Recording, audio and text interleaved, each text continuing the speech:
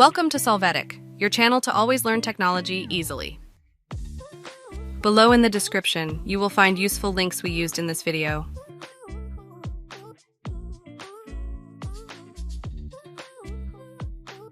Today in Solvetic, we will see how to rename file in Google Docs.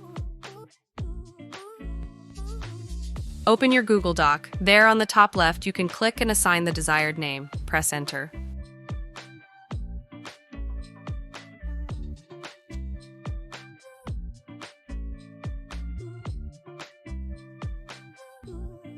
Additionally, in the Google Docs screen, you can click on the three dots of the file to choose the option, Rename.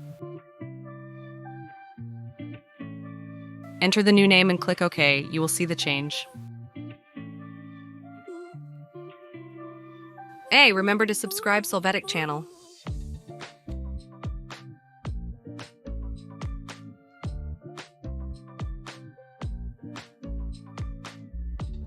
We hope it has been helpful for you. Here are links to watch more videos of your interest and subscribe to the Solvetic channel. Thank you.